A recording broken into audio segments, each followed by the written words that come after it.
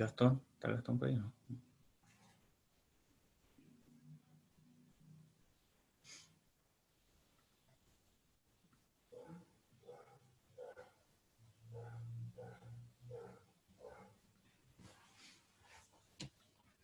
Están comenzando a unir.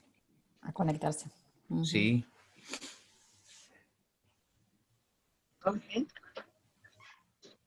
No sé.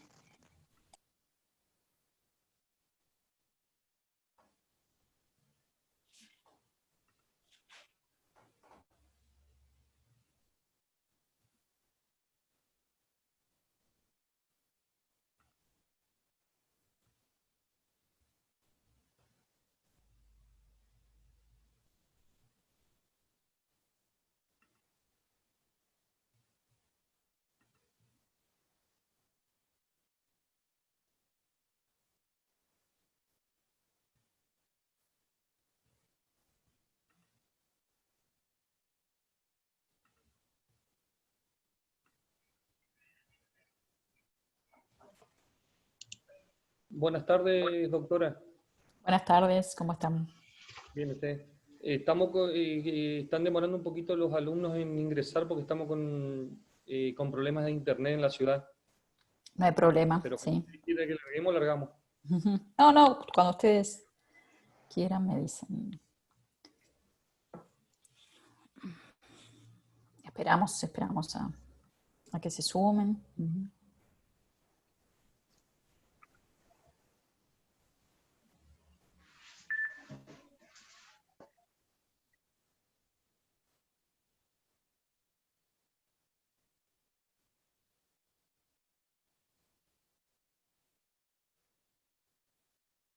Los 40 litros de... Y no sé, ya ahora va...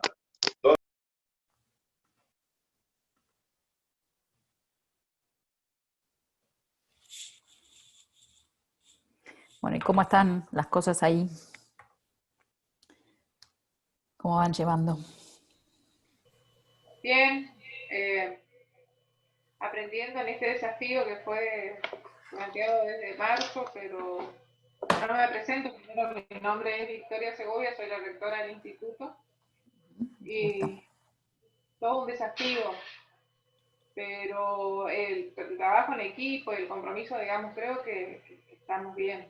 Hay mucho que aprender todavía, hay muchos interrogantes que en general, digamos, nos estamos planteando desde todo el sistema. Nosotros justamente hoy tuvimos una reunión con la directora de Superior, que constantemente nos está apoyando todo el equipo, pero es un desafío poder acompañar la trayectoria de los estudiantes, el tema de la práctica, el ingresar en las escuelas asociadas, digamos, en los cursos y en los años, es todo un desafío plantearlo. Pero bien, creo que queremos la estuvimos escuchando ya cuando dio la charla en Pantuflas, las clases en Pantuflas en abril. Sí, en abril. Sí, ahí nosotros participamos un grupo de docentes. Bueno, ahí es un desafío, ¿no? Todo el sistema se tiene que reestructurar.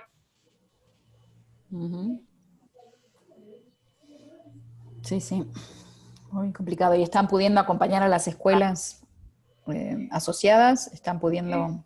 Es un desafío porque nosotros somos del interior de la provincia de Corrientes. El tema de Internet, por ejemplo, hoy mismo, generalmente hay dificultades, hoy es más aún el tema de poder ingresar y mantenerse en línea. Y en general las clases, si bien existe la plataforma del nivel secundario, eso, las clases se desarrollan por WhatsApp. En las escuelas asociadas del nivel primario, por ejemplo, están trabajando, los maestros adaptan su cuadernillo, digamos, y le acercan impreso a los papás, a los chicos. Es decir, es una virtualidad que no es tal, sino es no presencial, ¿no? No es virtual, en realidad es muy poco. Muy poco lo que se puede hacer virtual. Exacto, sí. Sí. El tema de uno es internet y otro no todos cuentan, como ya sabemos, no todos cuentan con una computadora, con un lugar más o menos adecuado. Los datos son caros, entonces todo. Pero bueno, tanto desde las instituciones asociadas como los docentes y los mismos estudiantes, yo creo que ahí vamos aprendiendo sobre la marcha y ajustando y acompañando y bueno. Vamos a hacer la evaluación, no sé, esto seguramente vamos a poder hacer una evaluación de cómo estuvimos en la respuesta recién dentro de unos años, ¿no es cierto? De cómo pudimos superar la situación, digo yo. Sí, bueno, quizás igual al mismo tiempo lo que podemos hacer es eso, ¿no? Es tratar de superarla y aunque no podamos, digamos, no, hay muchas cosas que no dependen de nosotros, claramente, ¿no? Pero... Sí, claramente.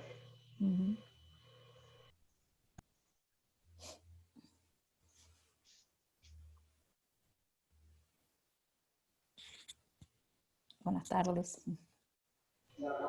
Sí, cuando la doctora decía, no sé, doctora. Cuando ustedes quieran. Cuando ustedes quieran. Vamos a iniciar porque seguramente se van a ir sumando algunos.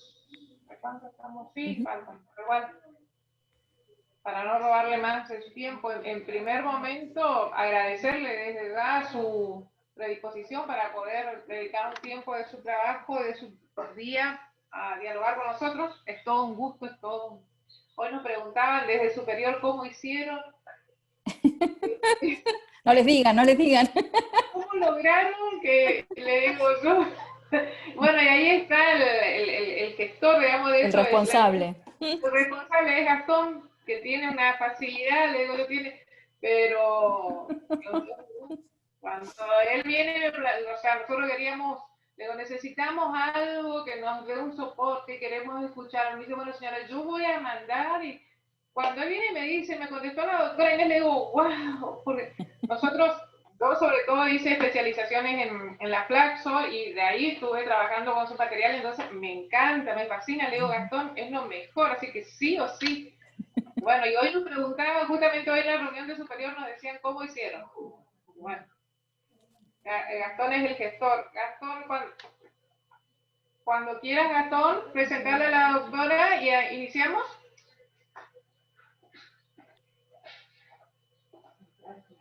Gastón. ¿Por ahí? Bueno, buenas tardes a la doctora y buenas tardes a toda la comunidad educativa.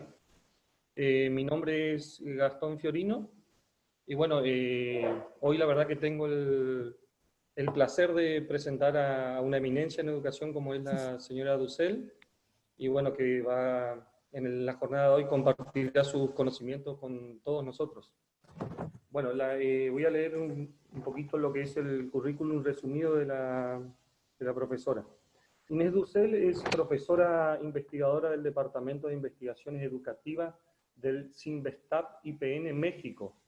Es miembro del Sistema Nacional de Investigadores de México, categoría 3. Es doctora en Educación egresada de la Universidad de Wisconsin-Madison. Fue directora del área de educación de Flaxo Argentina entre 2001 y 2008. Y ha sido profesora visitante en las universidades de Melbourne, París y Humboldt de Berlín. Recibió en 2018 el Humboldt Research Award, otorgado por la Alexander von Humboldt Stiftung en Alemania, en reconocimiento a su trayectoria académica. Sus temas de investigación actual se vinculan a la cultura visual y digital en perspectiva histórica y pedagógica. Bueno, este es un pequeño resumen del extenso currículum de la doctora. Y bueno, como dijo la señora rectora, le damos la bienvenida y sobre todo le damos el agradecimiento por justamente compartir sus conocimientos con toda la comunidad educativa del IFD Alvear. Y bueno, es todo suyo la pantalla, profesor. Bueno, muchísimas gracias. Y cuando les pregunten cómo hicieron, es así, me escribieron y me dijeron, escribimos acá de un Instituto de Formación Docente de Corrientes y queremos, y yo dije, sí, no lo puedo hacer todas las veces, lamentablemente, porque habría que clonarse, pero la verdad es que para mí es un enorme gusto poder estar conversando con ustedes, y la verdad es que lo que más me gustaría es poder conversar, ¿no? Poder conversar de cómo ven las cosas ustedes, de cómo las están viviendo, de las reflexiones que yo voy haciendo, bueno, más compartido, ¿no? Pero bueno, aquí estamos y también me encantaría tomarme un mate con ustedes, pero bueno, eso será para otra vez, tomarse un mate. Y además menos en este contexto no podemos tomar mate juntos, pero bueno, compartir cada uno con su mate, ¿no? Una buena charla.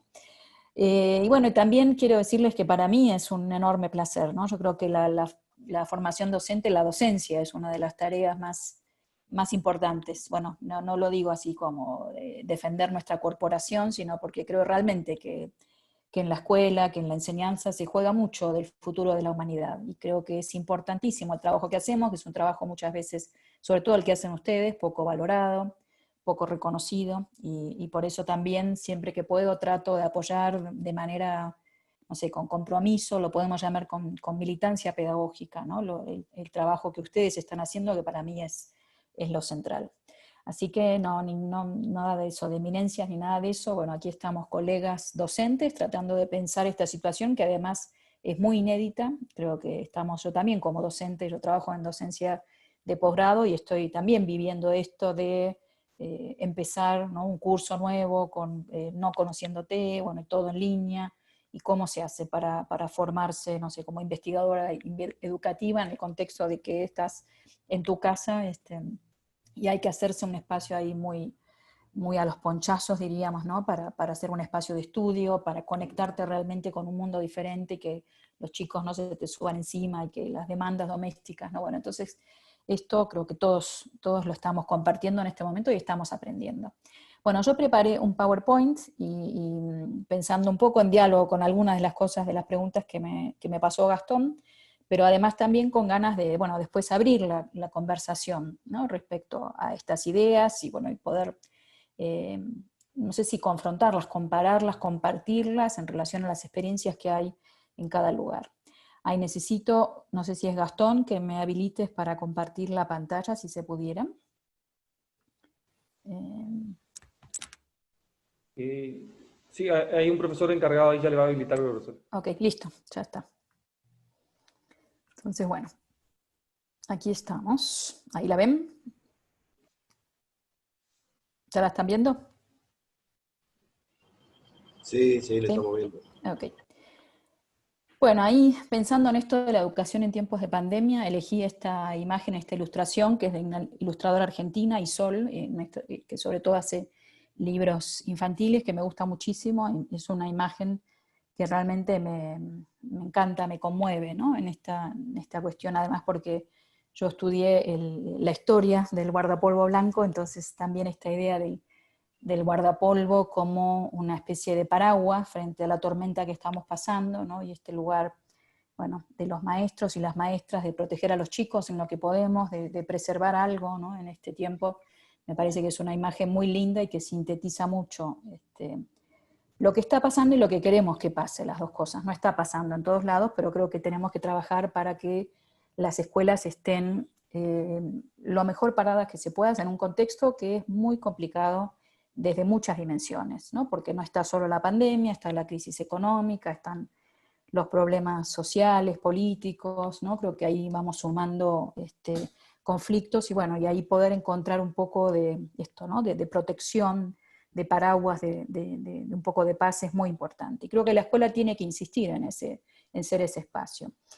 Y uno de los aspectos que creo que también hay que pensar mucho es, bueno, ¿qué pasa ahí con lo escolar? Un tema que yo trabajé en distintas investigaciones, en distintas publicaciones, tiene que ver con esto de qué es la escuela, con las formas que toma lo escolar, ¿no? Discutimos mucho con algunos colegas, bueno, si la escuela tiene una gramática, ¿no? Y yo por algún tiempo también lo defendí, ¿no? Alguna gramática, es decir, algún ordenamiento que la organiza, que no depende de los distintos tipos de escuela, ¿no? Sino que hay cuando se piensa en la gramática o en las formas, tiene que ver con alguna especie de corazón, con alguna especie de definición básica. Para alguna gente que estudia esto dicen, bueno, depende mucho de la forma en que se organiza el tiempo y el espacio, depende mucho de cómo se asignan los estudiantes al grupo, y por ejemplo la escuela graduada, las formas en que se promueven, y ahí, digamos, en ese contexto uno podría decir, esto de tiempo y espacio está totalmente cambiado, y este es un Padlet de una escuela en la ciudad de Buenos Aires, bueno, y esta es la forma en la que la escuela llega hoy a muchos chicos y chicas, ¿no? Y en la que nosotros estamos pudiendo enseñar. Entonces me parece interesante pensar, bueno, cuáles son esas formas de lo escolar en la pandemia, y también acá quiero traer este meme que circuló mucho, ¿no? De que esto no es una escuela, la computadora no es una escuela, lo que está haciendo este meme es citar un cuadro de un pintor belga bastante conocido, René Magritte, que decía, bueno, ceci ne pas un pipe, ¿no? Esto no es una pipa, y una imagen de una pipa, y bueno, y aquí hay un juego con eso de que, bueno, la computadora no es una escuela, aunque ese juego no es lo mismo, porque uno podría decir, bueno, en el caso de la pipa está la imagen de la pipa y la palabra pipa, y aquí hay una computadora y una escuela, ¿no? Y esa tensión entre, bueno, esa imagen que representa una escuela, ¿cuál es? Pero por otro lado creo que está bien, porque la escuela, así como edificio con el nombre escuela, es un invento relativamente reciente, ¿no? Y hubo escuelas de muy distinto tipo. Yo me formé como historiadora de la educación, y ahí les puedo decir, bueno, se enseñaba abajo de un árbol, se enseñaba en una habitación, se enseñaba en las catedrales, en la casa del maestro, en edificios de muy distinto tipo. Hay escuelas de puertas abiertas que funcionaban en campamentos, en bosques, ¿no? Digamos, no sé, ahí hay como muchas formas en que se presenta lo escolar. ¿Por qué no pensar que esta es una escuela, ¿no? Y por ahí el meme para mí nos invita a discutir, bueno, pero al final, ¿qué es una escuela? ¿La escuela es el edificio? ¿La escuela es el currículum? ¿La escuela es que nos pongamos el guardapolvo y vayamos a otro lugar? ¿O qué es la escuela, ¿no? Y ahí, digamos, también sumando al trabajo que vienen haciendo dos colegas filósofos belgas, Jan Magellan y Martin Simons, para mí un trabajo muy interesante, que en América Latina seguimos mucho porque hay una tradición de escuela como cuestión pública muy fuerte, como espacio público muy fuerte. Cuando digo público no necesariamente me refiero a estatal, ¿no? Puede ser estatal o privado, pero en todo caso tiene que pensarse como un espacio donde se construye lo público, donde se construye sociedad, ¿no? Y ahí, digamos, apoyándome en el trabajo de Simons y Magellan, diría, bueno, ellos dicen, una escuela se define por una cierta suspensión del espacio-tiempo que permite un tipo de trabajo más definido, ¿no? Entonces, no es cualquier cosa, y más allá de que esté abajo de un árbol, que esté en el bosque, que esté al borde de la playa, o que esté adentro de un edificio, lo importante es que logre suspender un espacio-tiempo para realizar algún tipo de trabajo específico con el conocimiento. Ese tipo de trabajo específico lo puse acá en esta tercera idea, ¿no? Bueno, ellos dicen una cuestión de atención y profanación, una cuestión de atención al mundo y profanación en el sentido de animarse a preguntar, ¿no? De animarse a estudiar. Uno profana el conocimiento en el sentido de que lo pone un poco en relación horizontal, y dice, bueno, y a ver esto qué es, ¿no? Y se anima a cuestionarlo, y se anima a preguntarlo, bueno, con esta famosa, ¿cómo se dice? Con este famoso dicho filosófico, anímate a saber, ¿no? Bueno, es un poco animarse a saber, es animarse a profanar eso que dan por dado, y decir, no es una verdad revelada, sino que me animo a cuestionar y a estudiar, ¿no? Magellan y Simons ponen el ejemplo de, bueno, un motor de un auto. En el taller se trabaja de una manera, en la escuela se lo abre, se lo estudia, ¿no? Y en ese sentido se lo profana, se lo coloca en una estrategia de conocimiento o en el marco de una estrategia de conocimiento que en ese sentido hay que abrirlo literalmente, desmenuzarlo, ¿no? Colocarlo bajo otras preguntas, con otros lenguajes, ¿no? Yo creo que ahí esta cuestión de atender al mundo y animarse a conocer el mundo, a profanarlo en el sentido de estudiarlo, es una cuestión muy específica de la escuela, ¿no? Un trabajo que yo además creo que tiene que ser cuidadoso, ¿no? Cuidado, tiene que ser amoroso, ¿no? En el sentido, ellos discuten mucho la cuestión del amor, no es el amor erótico y el amor filial, es un amor que tiene que ver con un amor por el mundo, ¿no? Con un amor de querer que el mundo se sostenga y bueno, preparar a aquellos que vienen, ¿no? Más adelante. En ese sentido también tiene que ser un espacio de encuentro o conversación intergeneracional en torno a los saberes, ¿no? Más allá de que literalmente se encuentren o no se encuentren distintas generaciones en la escuela, pienso en escuelas de adultos, de cualquier manera ahí hay un pase de saberes, por ejemplo, a través de los libros, que son otras generaciones que nos están hablando, o a través de los lenguajes que tenemos disciplinarios que están trayendo conversaciones humanas viejas, ¿no? Porque hay muchas disciplinas que empezaron hace siglos, ¿no? Entonces, bueno, nuestro lenguaje también trae otras generaciones a la conversación, ¿no? Y finalmente, aquí hay algo muy importante en la última definición para mí, que tiene que ver con esto del espacio de autonomía intelectual y afectiva. Y esto es algo que en la pandemia estamos viéndolo bastante claramente, ¿no? Bueno, esto de que estamos en casa todos, esto de dar la clase en pantufla, están nuestros hijos tomando clase, nosotros los vemos como alumnos, ellos nos ven como docentes, hay mucha menos autonomía, necesitamos una autonomía, los padres respecto a los hijos respecto a los padres, y la escuela es un espacio cuidado donde esto puede ocurrir, ¿no? Donde se puede ir alcanzando otras identidades, más que otras identidades, otras identificaciones, ¿no? Ahí hay una idea que también trabaja mucho Graciela Frigerio, que a mí me gusta mucho ese planteo que ella hace.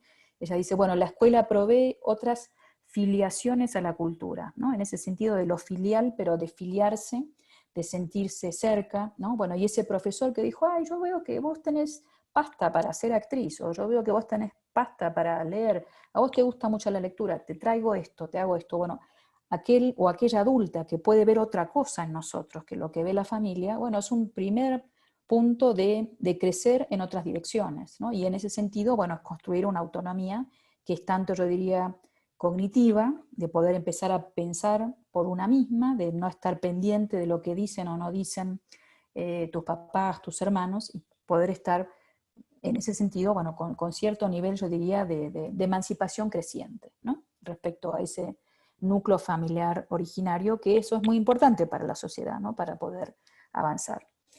Otra nota que quisiera poner respecto a la escuela en la pandemia tiene que ver con este cruce entre pedagogías y tecnologías, ¿no? Que nosotros lo escolar lo pensamos, bueno, yo estudié los uniformes escolares, estudié el currículum, estudié varias cosas. En el último tiempo, en los últimos quizás 15 años, vengo trabajando más el tema de las tecnologías y la pedagogía visual, pero lo que diría es que creo que no le hemos prestado suficiente atención al lugar que tienen los artefactos, los objetos. Cuando digo tecnologías no pienso solamente en las computadoras o los celulares, ¿no? Pienso el pizarrón, era una tecnología, y acá les quiero dar algunos ejemplos, ¿no? Partiendo un poquito de la historia. Bueno, este es se dice que, quizás en algún momento se encuentre otro, uno de los primeros o el primer libro de texto, ¿no? Que de Comenio, un gran pedagogo moravo centroeuropeo que circuló por muchas cortes europeas en el siglo XVII, y que él escribe, bueno, escribe la Didáctica Magna, ojalá y probablemente en algún momento del profesorado lean algo de eso, es un texto que funda una manera de pensar la escolaridad contemporánea, ¿no? De ahí en adelante surgen muchas cosas, muchas maneras de enseñar, muchas maneras de pensar la escuela. Pero bueno, en este libro de texto, algo así, que él arma, que además es muy interesante, es sensualista, plantea una imagen y unas palabras con la idea de que hay que asociar esta imagen con estas palabras. Y él, entre las imágenes que pone, está la de la escuela, fíjense esta escuela, esto es de 1659, y él dice, bueno, la escuela es una tienda, quizás un shop, dice, ¿no? Una oficina en latín, perdón, podría ser un taller en el cual los jóvenes, las nuevas almas, son moldeadas hacia la virtud y que se van distinguiendo en clases. Bueno, nada, ¿no? El maestro está sentado en una silla, los escolares, los estudiantes en bancos, ¿no? Y entonces estas clases y bancos se llaman igual. Él enseña, ellos aprenden, bueno, etcétera, ¿no? Trabajan con una tiza en una tabla, van escribiendo, dice, bueno, algunos se sientan en la mesa y escriben, él corrige sus faltas, ¿no? Y esta idea de él corrige sus faltas me parece también una definición muy interesante de la escuela, ¿no? Y esto ha sido elaborado mucho mejor en tiempos contemporáneos, y si quieren podemos después hablar un poco del famoso tema de la evaluación, que es un tema tan hoy, me parece a mí, por su ausencia, ¿no? Bueno, tan crítico. Pero esta idea de él corrige sus faltas, uno podría decir, bueno, las califica, pero también podría decir que hay algo de la escuela que tiene que ver con validar ciertos procesos de conocimiento, validar ciertas formas de aprendizaje, ¿no? No da lo mismo escribir cualquier cosa, sino que el maestro, bueno, va corrigiendo y va ayudando a que haya una progresión en el aprendizaje, ¿no? Y en ese sentido, esa idea de la corrección, ¿no? Dice, bueno, nada, algunos recitan de memoria, algunos tocan entre ellos y se portan mal, el estudiante, bueno, los castiga con una férula, ¿no? Etcétera, etcétera, ¿no? Bueno, también, por supuesto, ahí está el momento de esa escuela punitiva, ¿no? De esa escuela. Y además, yo acá le puse este título de, bueno, de encerrar los cuerpos, porque el momento en que aparece, ¿no? La escuela moderna, había escuela desde los fenicios, desde los griegos, ¿no? Quizás desde los egipcios, había, digamos, cuando aparece la escritura, en general se dice que ahí empieza a haber necesidad, ¿no? de una forma de transmisión de ese saber más sistemático, y por lo tanto ahí aparece la idea de escuela, pero esta escuela moderna es una escuela que piensa mucho en encerrar los cuerpos dentro de 4 paredes, o dentro de más paredes, pero dentro de un edificio, y en el que se crean esas condiciones que decía antes de la suspensión, ¿no? Esto ha sido criticado desde hace 5 décadas, o desde antes quizás, a esta parte, por esta idea de, bueno, encerrar, sedentarizar, ¿no? Tratar de contener a la infancia en vez de dejarla libre, ¿no? Y bueno, todas las críticas que conocemos bien, ¿no? Esa escuela está llena de artefactos. Esta escuela que vemos acá tiene tablas, tiene sillas, tiene un pizarrón, tiene ventanas, que es un tema también muy, muy interesante para mí, por esta conexión del adentro y el afuera, ¿no? La historia de las ventanas en las escuelas es un tema muy interesante, de a qué altura tienen que estar para que no se distraigan, tiene que haber, no tiene que haber, bueno, digamos, no hay como, sí, se necesita aire, bueno, hay muchas reformas a las ventanas, ¿no? que también podemos rastrear ahí distintos discursos pedagógicos. Pero lo que quiero detenerme es que aquí hay un montón de artefactos que son tecnologías del aprendizaje también, ¿no? Tecnologías de la lectura, de la escritura, de la organización de los cuerpos, ¿no? De la atención, de la vista, etcétera, etcétera. Y acá tenemos esta foto que me gusta muchísimo también, que es del noreste argentino. Es una foto que no está bien datada, suponemos que es de 1930, yo la encontré porque estaba buscando los uniformes, la historia del guardapolvo, y aquí me encontré, bueno, 2 niños con guardapolvo y una niña que no. Bueno, ¿y qué están haciendo? Nosotros lo podemos identificar muy bien, seguramente mirando a la bandera, ¿no? Y aquí hay también, uno puede decir, bueno, una escuela que parece bastante precaria, no vemos muy bien qué pasa acá, pero parece haber un galpón, no sabemos si la escuela está ahí, si la escuela está de este lado que no estamos viendo.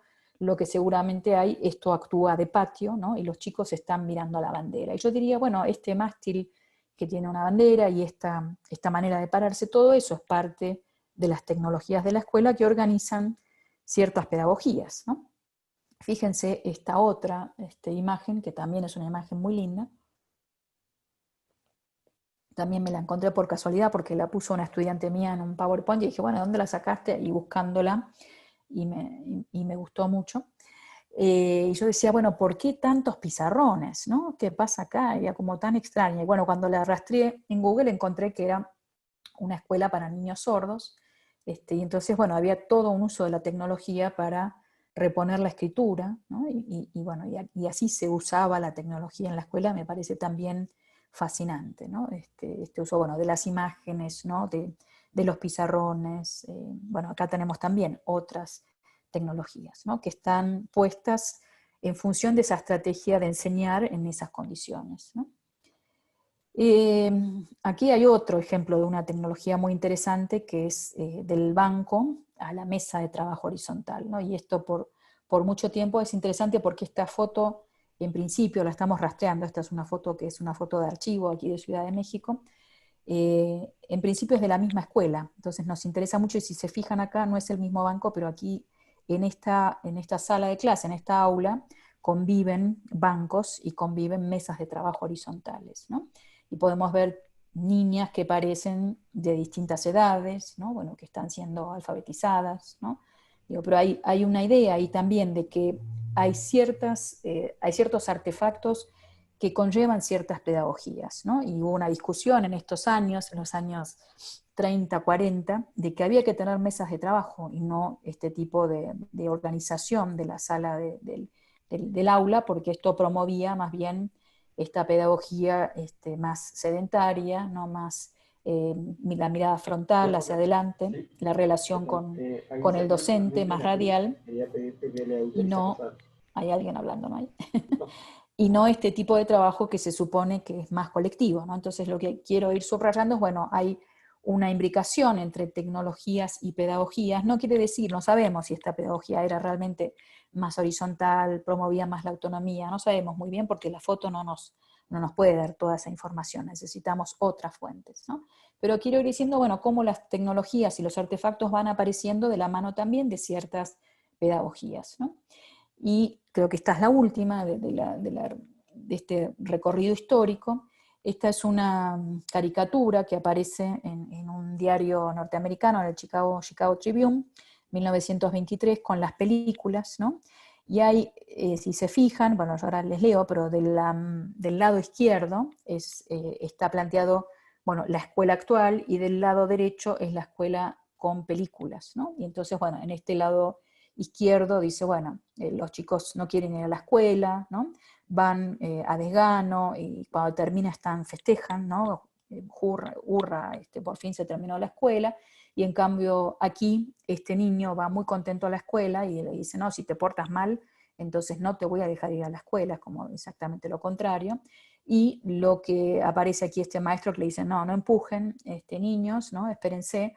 Y dice, bueno, aquí hoy vamos a pasar, ¿no? Bueno, esto, el primer reel, esto es de la época de que el cine se veía con rieles, con rollos. Bueno, la lectura, la aritmética, la gramática, la geografía, la escritura, todo eso se iba a enseñar con el cine, ¿no? Y los chicos saliendo de la escuela, en vez de festejando, diciendo, uy, qué lástima que terminó tan rápido, ¿no? Me hubiera gustado ver algo más de ese rollo de la naturaleza, ¿no? Bueno, y se sienten así. Entonces, acá vemos también cómo el cine, y ahora últimamente también la tecnología digital, en general ha venido muy acompañada de un montón de promesas, de que va a resolver los problemas de la falta de interés, que va a resolver los problemas del desgano, que va a resolver el problema del aprendizaje también, porque van a aprender, parece que automáticamente, ¿no? Lo que yo quisiera pensar es, bueno, más allá de esto, ¿no? que pensaba en lo del encierro, bueno, en todo caso les muestro esta foto, que también es una foto que me gusta mucho, pensando en esa escuela, que es yo la llamo un ensamblaje, un ensamble bien complejo, de tecnologías, de artefactos, de cuerpos, de saberes, de pedagogías, ¿no? Está todo eso. Yo no estoy en contra de una visión que cree que la tecnología determina las cosas, ¿no? Creo que la tecnología no las determina, al menos no por sí solas, es la tecnología junto con pedagogías, junto con contextos particulares, ¿no? Pero que tenemos que prestarle atención también a esas tecnologías, a qué nos permiten hacer y qué no nos permiten hacer, ¿no? Y ahora quiero dar otros ejemplos, pero que en cualquier caso, esa idea de encierro de los cuerpos, que en un momento se plantea como un valor escolar, bueno, es una idea que siempre está atravesada, que la escuela es mucho más precaria, mucho más porosa, ¿no? Y bueno, y esta imagen me gusta mucho en este acto escolar, en 1944, en una escuela famosa porque la construyó un gran arquitecto, etc. Fíjense cómo la gente del pueblo está entrando, ¿no? a la escuela y quiere saber qué pasa en la escuela, y están, ¿no? con una pata adentro, una pata afuera. Esto es una foto que también me gusta mucho en el sentido de Bueno, esto es la escuela también, ¿no? La escuela funciona puertas adentro, pero tiene que ver y tiene este contacto entre el afuera y el adentro siempre, ¿no? Y creo que, bueno, en el caso que estamos atravesando hoy, en el cual estamos dando clase desde nuestras casas a otras casas, esa porosidad, ese vínculo con lo público es todavía más fuerte, ¿no? Y acá, bueno, nada, esta idea para mí muy, muy poderosa que plantea un antropólogo norteamericano que se llama Ian Nestor. Él dice, bueno, la escuela es un espacio precario y poroso, ¿no? En el sentido precario porque siempre un poco con tantas cosas que pasan está al borde de la disolución. Es poroso porque las cosas entran por la ventana, por la puerta, en los guardapolvos, en los bolsillos, en las mochilas, ¿no? En las tecnologías. Cuando tuvimos las computadoras, por ejemplo, en las aulas, bueno, tuvo sus problemas también porque los chicos estaban en Facebook o jugaban videojuegos o se sacaban fotos o miraban cosas que no son las que nosotros queríamos que vieran, ¿no? Y en ese sentido lo poroso está siempre presente. Digo, está más presente quizás con algunas tecnologías que están permanentemente conectadas con el afuera, pero en la época que yo hice en mi escuela primaria y secundaria no había computadoras ni celulares, igual nos distraíamos, igual nos tirábamos papelitos, digo, igual había porosidades, traíamos libros de afuera, leíamos los libros, ¿no?, de abajo del pupitre que uno deja ahí y va leyendo con los compañeros en el recreo, etcétera, etcétera, ¿no? Pero esta idea, ¿no?, bueno, una escuela que se quiere suspender, que necesita suspenderse para cierto tipo de trabajo, al mismo tiempo que es precaria y que siempre tiene que volver a reafirmarse como escuela, con esfuerzo, con el trabajo de todos nosotros, ¿no? Pensando entonces un poquito más, y yo ya fui adelantando algunas cosas de qué pasa en estos tiempos digitales, uno podría decir, bueno, estamos en un momento muy particular, algunos dicen ya pasó la revolución digital, aunque no todos tengamos o tengan acceso a lo digital de pleno derecho, en toda su extensión. De cualquier manera, el grueso de la humanidad en este momento ya está digitalizada y muchos aspectos, no sé, el cuidado de la salud, lo que está pasando hoy con las redes sociales, con las amistades, con la sexualidad, con los gustos, ¿no?, con las estéticas, con los sentimientos, está en gran medida atravesada por las redes sociales digitales, ¿no? Y también vamos crecientemente a una robotización más fuerte. Esa robotización, por un lado, aparece en los robots como figuras, podemos decirlo, independientes, pero quizás más todavía en una digitalización, una automatización muy fuerte de grandes sectores de la economía. Ustedes esto lo deben conocer muy bien, de cuestiones de seguridad, y están aviones, ¿no?, transporte, música, bueno, como hoy, por ejemplo, y de esto quizás hable un poquito después, muchas de nuestras búsquedas de información están muy automatizadas. En la medida en que nos metemos en Google, bueno, entramos a interactuar con un algoritmo que tiene automatizadas millones y millones de respuestas, ¿no? Y en ese sentido, bueno, estamos interactuando cada vez más con procesos automatizados que son robóticos, finalmente, ¿no? Más allá de que tengan o no tengan esa apariencia de metálica, ¿no?, y que ande con patas circulando, muchas cosas están robotizadas, ¿no?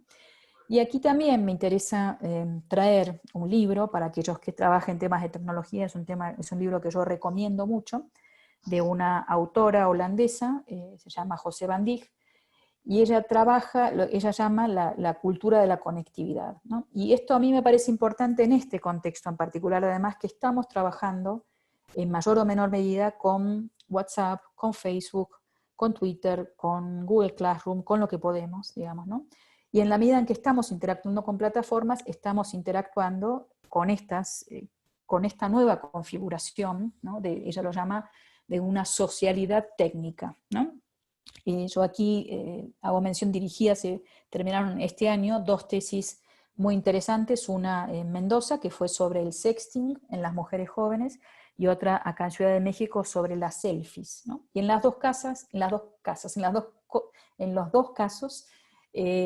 dos trabajaron un poco tratando de indagar qué pasa con la construcción del sí mismo, ¿no?, y con estas selfies que nos vamos presentando, interactuando a partir de nuestra propia imagen, ¿no?, que es cada vez más técnica, está cada vez más estandarizada, porque tiene mucho que ver con las reacciones que se van haciendo. Bueno, hay una cierta, lo que identificó en su tesis, hay una cierta estandarización ahí fuerte de las formas de construcción de lo que se muestra de la identidad. No sé si de cómo se construye, pero sí de lo que se muestra, y que eso tiene efectos también, ¿no? En cómo nos vemos, en que si nos vemos lindas o nos vemos feas, en qué mostramos, qué no mostramos. Y en el sexting eso es todavía más fuerte, ¿no? Porque es un aspecto completamente íntimo, uno podría decir, pero que sin embargo se hace muy público, ¿no? Que tiene que ver con esto de compartir imágenes sexualizadas, en general con gente conocida, pero no siempre, y además en la medida que se comparten pueden ya circular, te pueden hackear o pueden querer hacerte daño y pueden circularlas sin tu autorización, ¿no? Y en ese sentido, también esas imágenes del sexting aparecen fuertemente estereotipadas, fuertemente estandarizadas, ¿no? Qué cosas se muestran, qué cosas no se muestran, ¿no? Ahí hay una interacción de otras industrias muy fuerte, ¿no? Entonces, bueno, también en ese sentido parece que hay aspectos íntimos que están cada vez más, no solamente que se hacen públicos, sino que están moldeados por lo público, ¿no? Que esa idea de las redes que nos van planteando, bueno, qué es ser bella, qué es ser buena, qué es lo que cómo hay que ser, ¿no? Tienen un peso cada vez más fuerte en aspectos íntimos de los seres humanos que antes no tenían, claramente, ¿no? Entonces, en ese sentido, esta autora dice, bueno, hay una cierta automatización de lo social, no solamente de la economía, sino también de aspectos más íntimos de la subjetividad, ¿no? Bueno, y ella estudia esto, no me voy a detener, pero bueno, como no sé, Facebook compró a WhatsApp, ¿no? Y compró a Instagram, y es cada vez, bueno, el gran conglomerado es Facebook, y Google y YouTube, que es el otro gran conglomerado, y que tienen, nada, un modelo de negocios, ¿no? Que ese modelo de negocios se basa en lo que se llama, bueno, que datificar todas nuestras acciones, ese clic que hacemos, ese me gusta, ese retuiteo, esa intervención que hacemos, eso se datifica y se vende como información.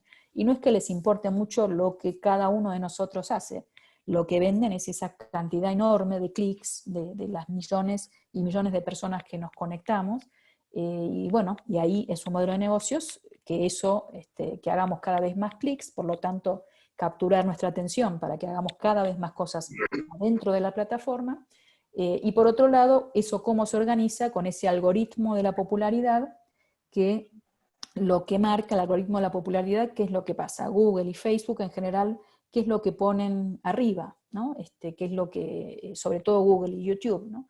¿Qué es lo que ponen arriba? Bueno, ponen lo más visto. Y en ese sentido, bueno, y ponen también algunas cosas que les pagan, ¿no? Están obligados a decir, bueno, este es un sitio patrocinado, pero en general lo que más funciona es su algoritmo de la popularidad, que tiene lo más popular, lo más visto, bueno, es un problema, porque ahí como cada vez es menos diverso nuestro mundo, cada vez todos vemos lo mismo, porque el algoritmo nos va orientando a que veamos todos lo mismo, ¿no? Bueno, sigo un poco. Entonces, la escuela está atravesada, ¿no? por estos medios, y acá también elegí una foto que salió en un periódico norteamericano, un diario norteamericano, el New York Times, que muestra para mí también, ¿no? Si uno lo tiene que comparar con la imagen de Comenio, es mucho contraste, ¿no? El lugar del maestro acá es un lugar subsidiario, me interesa también ese contraste incluso racial, ¿no? Y de hecho, haciendo una lectura un poco aviesa, podría decir, bueno, el inicio del pedagogo en Grecia era un esclavo, el esclavo que acompañaba a los niños hasta la casa del maestro, que era el didascalión, o el didascalion, no sé cómo se pronuncia. Bueno, este maestro, nosotros maestros, desde esta promesa de la tecnología, un poco estamos planteados como subsidiarios de la indagación independiente, ¿no? De los niños, de los chicos que prácticamente no nos miran, que no nos miran, ¿no? Y están o concentrados en su pantalla, o no sé, no sabemos si este nene está mirando una ventana, pareciera, pero quizás es otra pantalla, ¿no? Lo cierto es que aquí hay una fractura de ese aula frontal, hay una fractura de una conversación organizada, todo está, bueno, tenemos la mesa de trabajo, pero esa mesa de trabajo no necesariamente organiza conversaciones, ¿no? Tenemos unas pantallas cada vez más individualizadas, conversaciones cada vez más fragmentadas, cada uno en su mundo, ¿no? Y esto también pasa mucho por esta presencia tan fuerte de los auriculares, ¿no? En todos lados. Entonces, bueno, ahí la escuela tiene mucha más dificultad para suspenderse como un espacio y tiempo particular, ¿no? Porque está permanentemente siendo interrumpida por otras dinámicas, por los medios, por la lógica del entretenimiento, ¿no? Creo que este es una condición de época, ¿no? ¿Qué pasa? Llegamos así al confinamiento. En el mejor de los casos, uno puede decir, las escuelas ya sé que no son estas. Esta es una escuela, entre paréntesis, entre comillas, más rica, ¿no? Pero sin embargo, las condiciones de época son estas. Aunque nuestras escuelas sean mucho más pobres, la presencia de los celulares, la presencia de los laptops, en la medida en que están, van produciendo interrupciones muy parecidas, ¿no? Y van produciendo mucha dificultad entre la falta de interés, por ahí se hablaba en alguna de las preguntas, esta escolaridad de baja intensidad, que ya nos pasaba, tenemos un vínculo bastante frágil de muchos sectores, sobre todo de los sectores más excluidos con la escuela, y en ese sentido las tecnologías no ayudan, sino que quizás todavía compliquen más el poder conectarse a algo de lo que propone la escuela. Ahora, la escuela puede proponer cosas con tecnología, no tengo ninguna duda, y de hecho yo trabajo en cursos de formación que tienen que ver con eso, precisamente, ¿no? Con cómo usamos mejor las tecnologías. Pero creo que hay que reconocer que la corriente dominante de los medios digitales va impulsada por la lógica del entretenimiento, por las grandes corporaciones que lo que quieren es que estemos cada vez más tiempo en Facebook, en Instagram, en WhatsApp, en YouTube, porque ahí hacen la plata, ¿no? Y entonces, bueno, es un trabajo bastante a contracorriente el que tenemos que realizar para que estos aparatos redireccionarlos, reestrategizarlos dentro de orientarlos con un sentido pedagógico, ¿no? Y este es nuestro gran desafío. Creo que en el confinamiento esta situación está todavía más fuerte, ¿no? Porque si alguna ventaja nos daba estar en el mismo espacio, era que algo podíamos, ¿no? intentar, no quiere decir que lo lográramos, algo podíamos intentar lograr organizar, podíamos tratar de organizar la atención de otra manera, ¿no? Podíamos tratar de concentrarnos en ciertas cosas. Tenía y tiene un valor enorme el encuentro de los cuerpos, de los rostros, las sonrisas, las risas, ¿no? El compartir ese tiempo, nos damos cuenta de todo eso. Pero en el confinamiento también, en el mejor de los casos, estamos tratando de conectarnos a través de pantallas, a través sobre todo de WhatsApp, es claro que eso es lo que más está pasando, ¿no?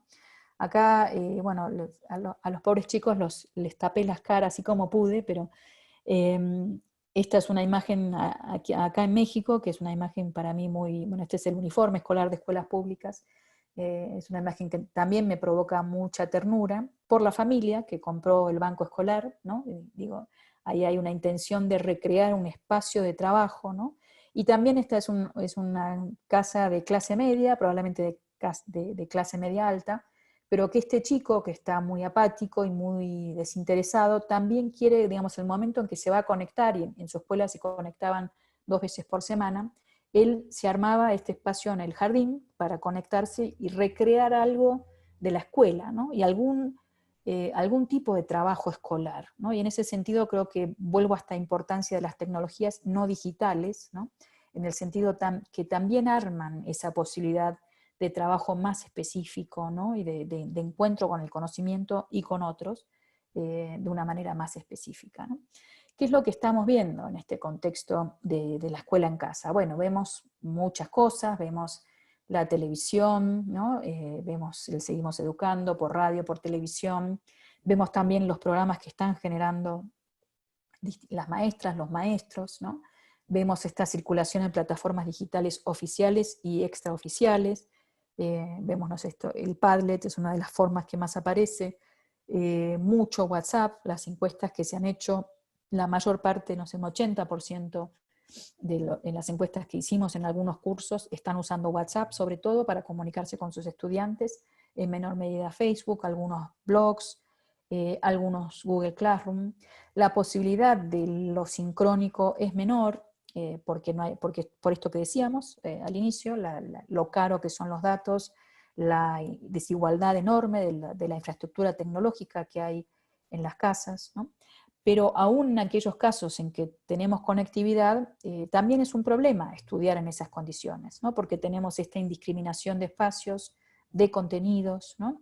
Tenemos, bueno, por ejemplo, este es un sitio, un blog de una escuela de la ciudad de Buenos Aires, y bueno, cómo se organizan, ¿no? Entonces ellos ahora empiezan a poner, bueno, así como por grado, ¿no? Pero en general en el Padlet aparece mucho menos esta posibilidad de organizar por grado. Esa imagen que les mostraba al principio es una imagen muy desorganizada, muy aplanada, hay que orientarse en el marco de eso, qué es lo que me toca, ¿no? ¿Para quién es esto? Y quiero compartirles, a ver si puedo, este es un video muy lindo que se publicó en un diario Pampa. A ver si ahí va, se los paso. Hola, señor. Hola, señor. Estoy acá en el campo. ¿Qué está haciendo?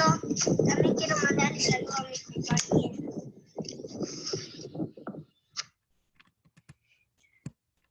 Para mí este video me encanta, me emociona, ¿no? Yo creo que la escuela es también eso, la escuela es llegar hasta acá. Esto me pone en la piel de gallina, ¿no? De emoción, y de que este chico, además mándele saludos a mis compañeros, ¿no? Esto deja muy en claro lo que se puede y qué importante que esté este punto de encuentro, este punto de contacto, pero también lo complicado que es que no puede hablar con los compañeros, que no puede hacer otro tipo de trabajo, ¿no?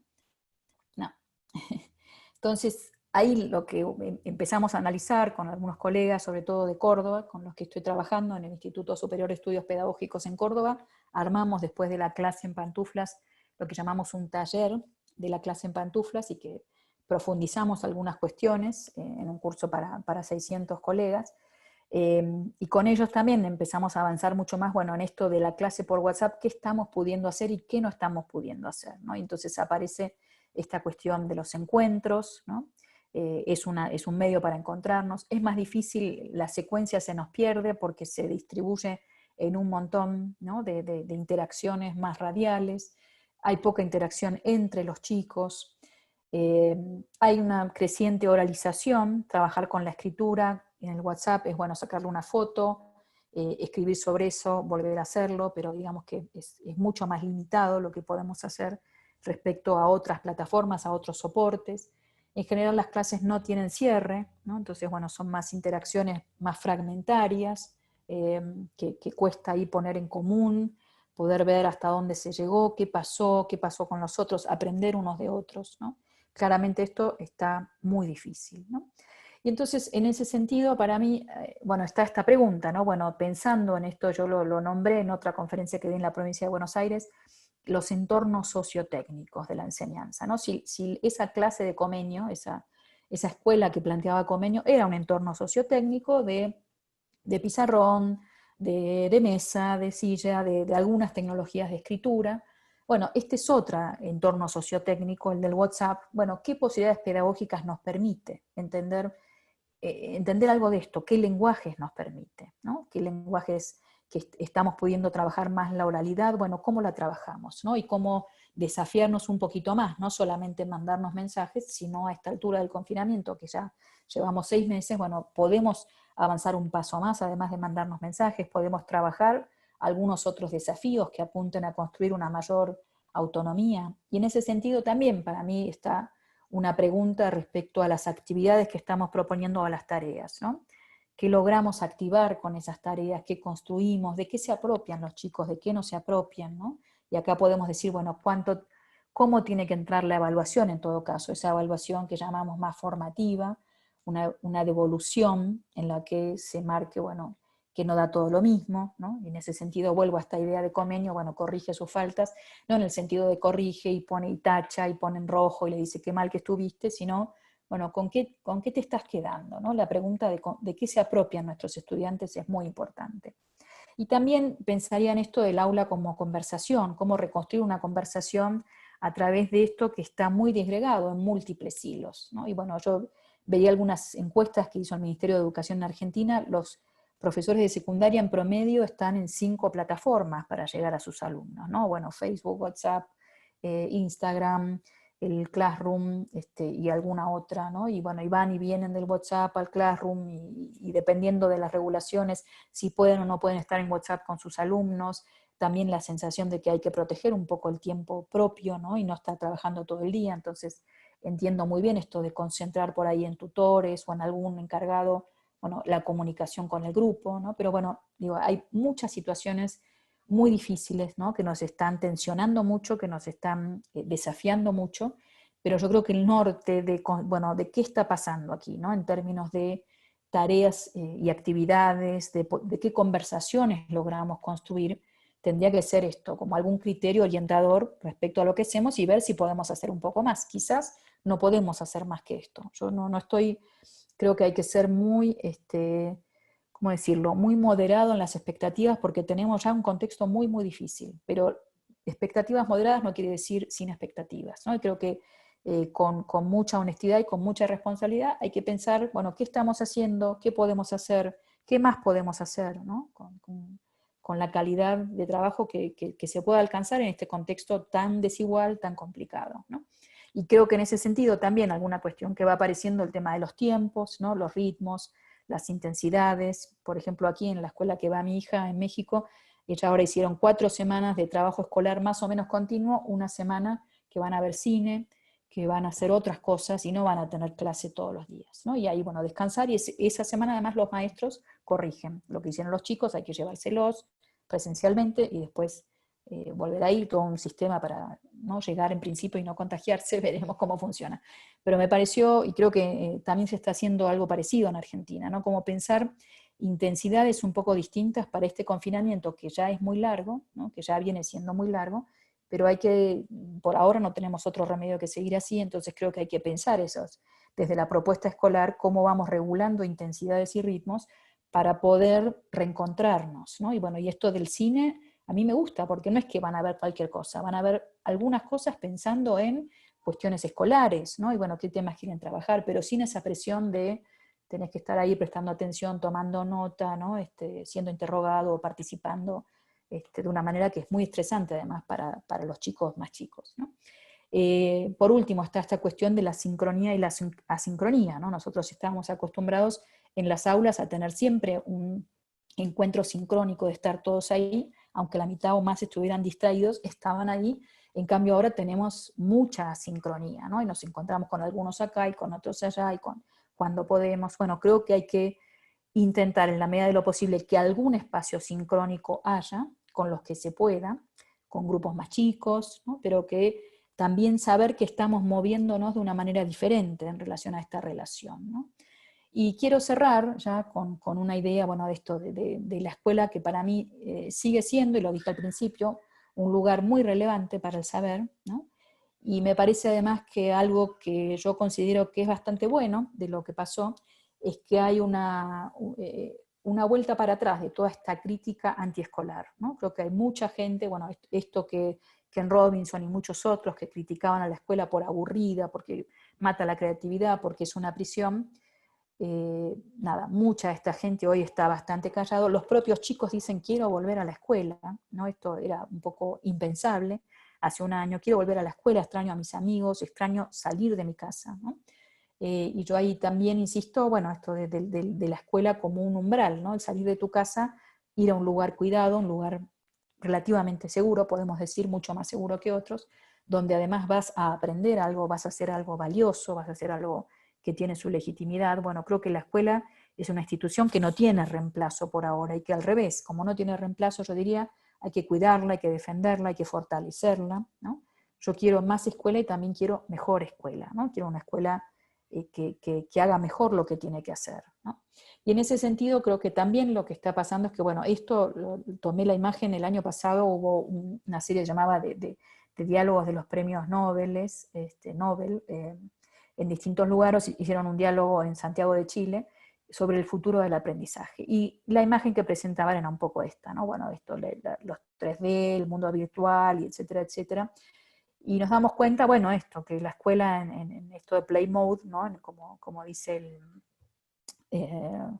la PlayStation, bueno, no es así, no funciona, ¿no? No funciona, primero que nadie está aprendiendo así, pero además que esto, lo que necesitamos son experiencias de interacción de los cuerpos, de las miradas, ¿no? De las palabras, con adultos, con cuerpos más o menos organizados de conocimiento, ¿no? Y que esto no funciona. Y en ese sentido, para mí, lo que está pasando también permite preguntarnos mucho respecto a qué es la escuela, ¿no? ¿Qué es la escuela? ¿Cómo funciona la escuela? ¿Qué es lo verdaderamente importante de la escuela? ¿No? Y bueno, y a mí también esta es una foto que me gusta mucho, es una foto que se publicó en este libro muy lindo, este ensayo de fotógrafos presentes, retratos de la educación argentina, que se hizo en el 2015. Bueno, que también tenemos esta aula quizás convertida en una gran mesa de trabajo, donde los chicos, bueno, trabajan, conversan, ¿no? Están armando algo con su seño, ¿no? Acá también. Y quiero cerrar con esta imagen que la hizo una vecina de Daniel Bailowski, este querido colega y amigo de la ciudad de Buenos Aires, Daniel, que trabaja sobre todo a nivel inicial y muchos artefactos de la escuela, y él me la pasó, me pareció preciosa, y esta nena que dice, bueno, fuera coronavirus, queremos volver a nuestras plazas, ¿no? Una nena de 7 años que está aprendiendo a escribir, bueno, me pareció un reclamo tan lindo, y yo pensaba, bueno, cómo en este contexto también tenemos muchas oportunidades de trabajar, prácticas letradas, ¿no? De trabajar con los chicos qué quieren, qué están necesitando, ¿no? Cómo lo formulan, no sé, digo, me parece que podemos trabajar también ahí el dibujo, la palabra, ¿no? Nada, me parece que estamos en un momento muy, muy fértil, ¿no? Para pensar esto. Y cierro ahora sí de nuevo con esta imagen de Isol con la que abrí, y vuelvo a esta definición que di inicialmente. Bueno, si el corazón de la escuela es lograr alguna suspensión de espacio-tiempo, lograr algún encuentro o conversación intergeneracional en torno a los saberes, en torno a esas prácticas letradas, y no solo, ¿no? Saberes son las prácticas letradas, pero también puede ser trabajar con imágenes, puede ser trabajar con el cuerpo, ¿no? Trabajar en el sentido de operar, ¿no? De trabajo asalariado, se entiende, ¿no? Y también de enseñarles a mirar al mundo, de interesarse en el mundo. Hoy los chicos tienen un montón de preguntas sobre el mundo, ¿no?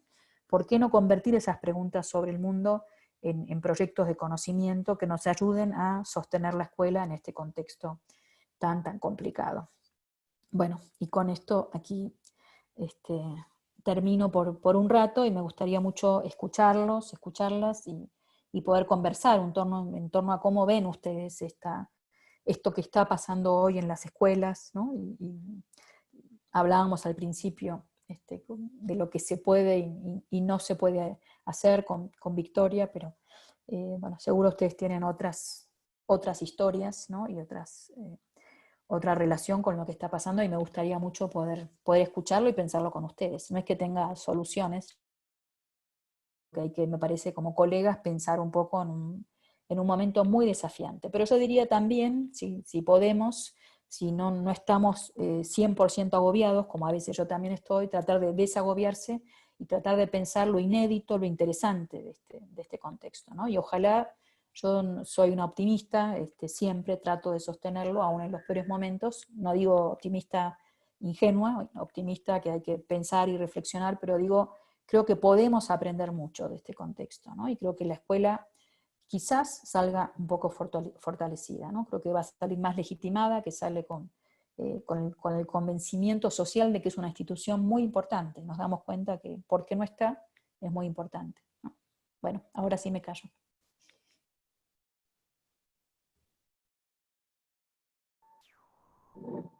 Buenas tardes, ¿cómo están? La verdad Buenas que es un tardes. placer escucharla, y consideramos sumamente valioso compartir esta experiencia con nuestros estudiantes. Y antes por ahí de intervenir nosotros, que somos los docentes, les vamos a dar la palabra a nuestros estudiantes. Así que abrimos el espacio al diálogo a los alumnos, a ver si se animan a hacer las preguntas. Puede ser por el chat, pueden abrir sus cámaras, el micrófono, y los escuchamos.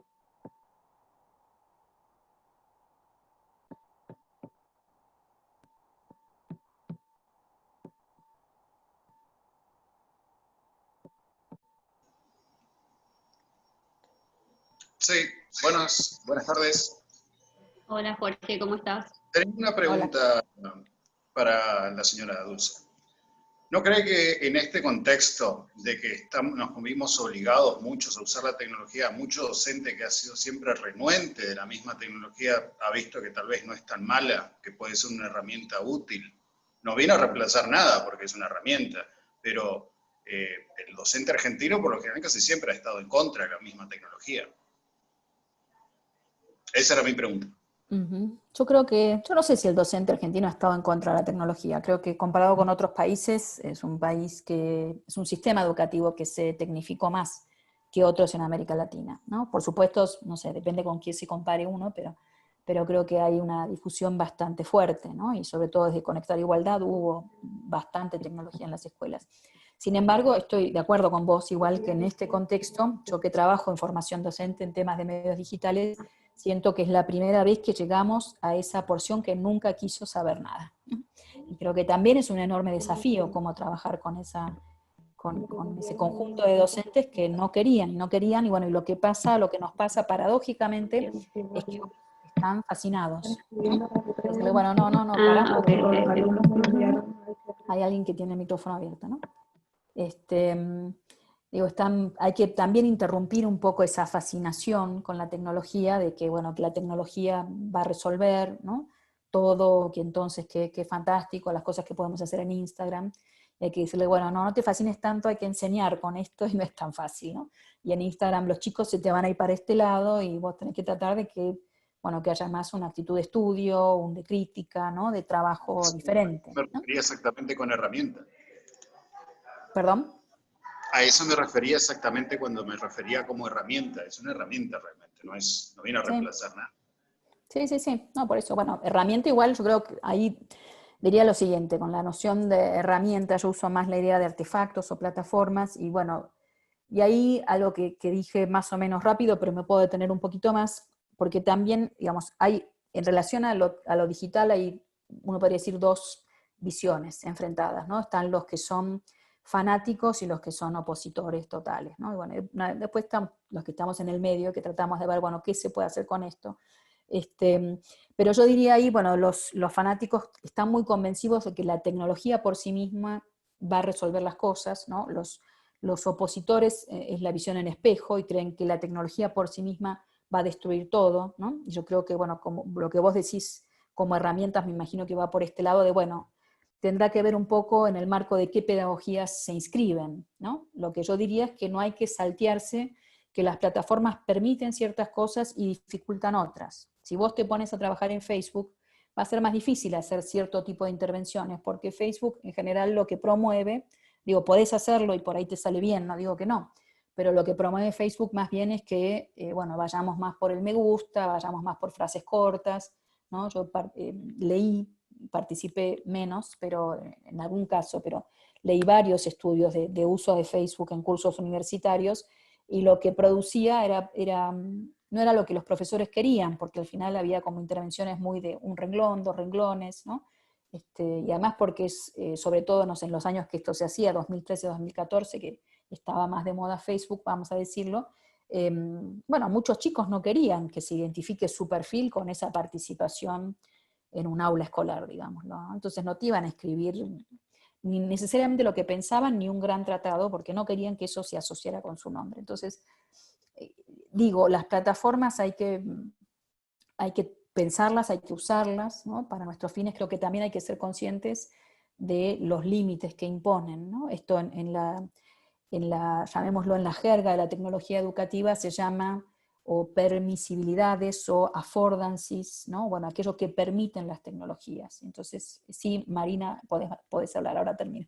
Pero entonces, bueno, yo cierro con esto. Para mí, esta interacción entre pedagogías y tecnologías, yo no diría que todo depende de las pedagogías. Sí, mucho depende de las tecnologías, pero no todo, porque las plataformas también a veces nos facilitan o nos dificultan cosas, y creo que hay que conocerlas más. Por eso defiendo mucho que tienen que estar en el currículum de la formación docente, tenemos que estudiarlas, tenemos que conocerlas, tenemos que usarlas, saber para qué nos sirven y saber para qué no nos sirven, ¿no? Las dos cosas. Y bueno, Marina, sí, perdón, si querés hablar. Y buenas tardes a todos los presentes. Sí, soy profesora de historia, entonces, si bien para la historia, para tener una visión más clara de los hechos que van pasando, tenemos que tomar algo de distancia del hecho en sí. Yo creo que este año nos sirvió para revalorizar la escuela. Principalmente, y mucho, nosotros vivimos en una localidad donde la escuela es pública, no tenemos escuelas privadas, Entonces, está mi hijo del otro lado teniendo clase, entonces estamos todos juntos. Eso pasa, no te preocupes. Y me parece a mí que se revaloriza la escuela como un contexto donde pueden, en un momento usted hablaba, relacionarse, interactuar, estar junto con sus pares, etc. Necesitamos ver en un tiempo, después, a ver qué aprendizaje sacamos de esta situación. Entonces yo creo, me parece a mí, ojalá no esté equivocada, que vamos a comenzar a nivelar o a acordar entre una pedagogía tradicional y las nuevas tecnologías que se nos presentaron a partir de este año. Me parece a mí. Y quería traer de vuelta a la memoria la foto de la escuela rural del año 1930 que usted compartió, porque hace 10 años atrás, en el último censo, me tocó censar una zona rural donde tenía una característica que nosotros no vemos en las escuelas rurales que están acá cerca de la localidad, sino que la maestra iba y quedaba en la escuela, que está a más o menos 150 kilómetros de Alvear por camino de tierra y a 100 kilómetros de Santo Tomé, que es la otra ciudad vecina, por camino de tierra. Entonces la maestra iba, y hay veces que no tiene sábado ni domingo, porque la escuela sigue funcionando, aprovecha porque cuando llueve no puede ir. Yo me preguntaba, ¿cómo estará la maestra como en este contexto donde nosotros utilizamos muchísimo el teléfono, tecnologías, la clase virtual, la comunicación con nuestros estudiantes? Yo también trabajo en el nivel medio, entonces preguntaba, en este contexto y ante todo lo que usted contaba, me hacía acordar a esa escuela y a esa maestra en ese punto donde no hay nadie alrededor y una gran forestación y perdida está la escuela, y ella queda con sus alumnos. Muy linda la charla, hace pensar y reflexionar muchísimo sobre la importancia de la educación, y yo quiero rescatar nomás que es muy linda la tecnología, pero esa relación de lo humano y de que ellos puedan compartir con sus pares, jugar, principalmente los niños, jugar, estar, eso es lo que duele en este contexto de pandemia. Bueno, muchas gracias, y sí, estoy muy de acuerdo, nos damos cuenta de lo importante que es eso, ¿no? Y nos damos cuenta de eso, que esa foto, ¿no? Que yo mostré, la foto esta del New York Times, ¿no? De los chicos mirando la pantalla, o de los que tienen, ¿no? la tecnología 3D, no resuelve la educación, ¿no? Y todo lo que puede hacer una escuela, ¿no? Y en ese sentido, sí, las viejas tecnologías, podemos decir, también tienen mucha utilidad y mucha eficacia, y son muy importantes como espacios de encuentro, ¿no? Y también por eso ponía esa imagen de la mesa donde estamos todos juntos, que ahora uno la ve y se pone a llorar, más o menos de cuándo volveremos a estar ahí, ¿no? Todos juntos, pero bueno, sí, creo que como generación y creo que como humanidad, no sé, para mí estoy trabajando ahora con colegas de distintos lugares del mundo, incluso de África, y está pasando en todos lados, estamos todos confinados, y decimos, bueno, ¿qué pasará en estas generaciones que crecieron con esta experiencia? Ojalá que valoren la importancia de ese encuentro, ¿no? La importancia quizás de un futuro menos pensando en máquinas y más en un nuevo tipo de humanismo, ¿no? En el que nos encontremos los humanos, que cuidemos más el planeta, no sé, muchas cosas que hoy son realmente muy críticas. Ignacio, ¿te quiere hacer una pregunta? Sí. Ignacio, te doy la palabra. Buenas noches. Mi nombre es Ignacio Vargas.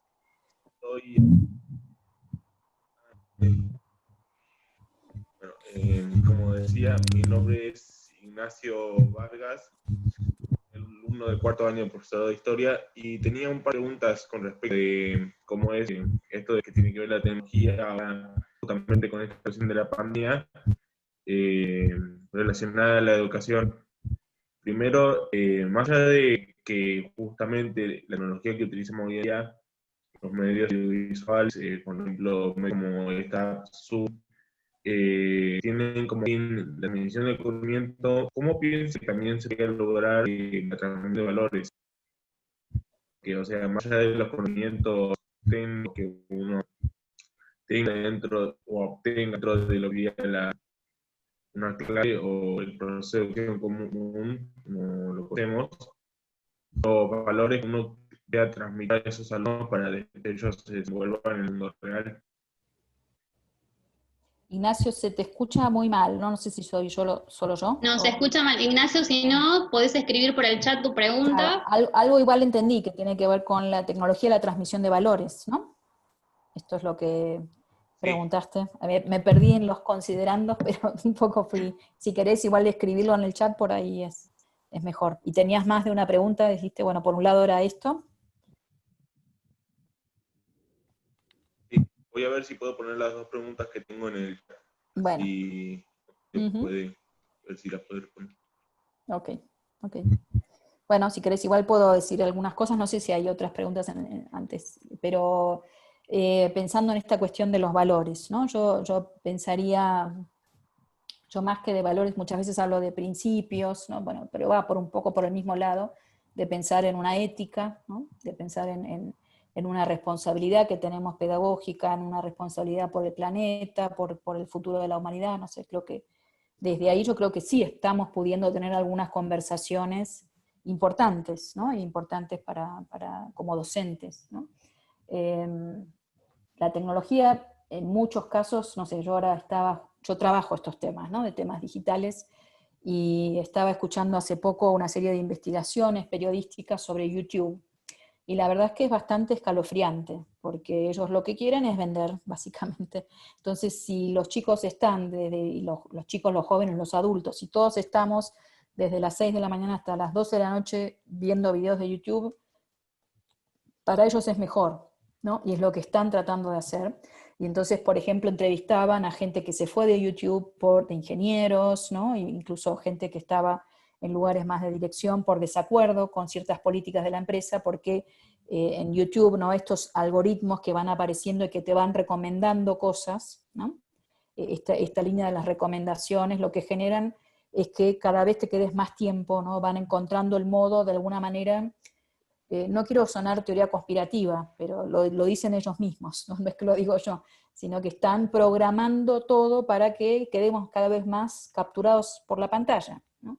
Y lo que analizaban en algunos casos, además, bueno, que los adolescentes, los jóvenes, ¿no? Los youtubers, que hacen cualquier cosa para que los vean.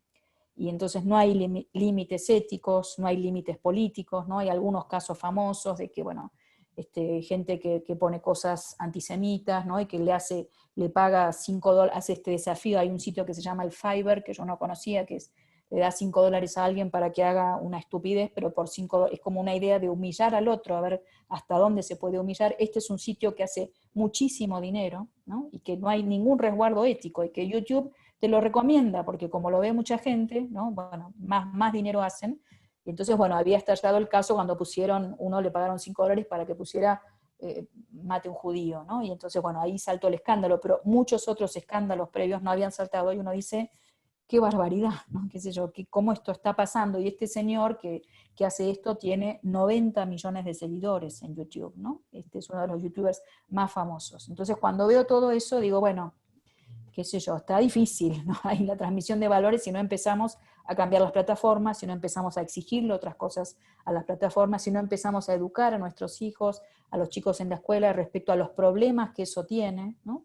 Otro de los casos que tomaban, en un caso de estos de los extremistas de derecha en Estados Unidos, de los que salen con, ¿no?, el rifle a matar a todos, y bueno, que había logrado zafar de su adicción a los videos, pero que decía que estaba viendo todo el día ese tipo de videos, y que por supuesto te mete en una burbuja, y se llaman así, ¿no? Las burbujas, de gente cada vez más enloquecida, ¿no? Entonces, digo, se está estudiando este fenómeno de plataformas digitales, sobre todo YouTube, y radicalización, extremismo, ¿no?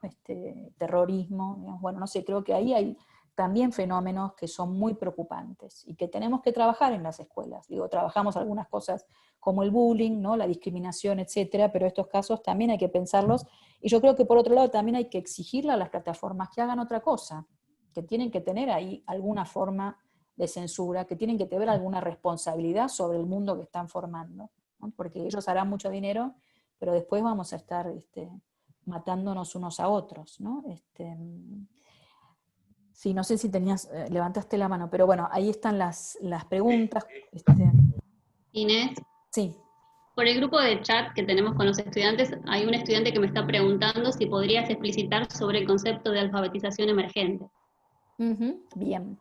El concepto de alfabetización emergente, bueno, no es uno que yo trabaje, ¿no? Pero yo lo trabajo más la idea de nuevas alfabetizaciones. Supongo que es más o menos parecido, pero si hay alguna especificidad yo me la perdí, así que pido disculpas.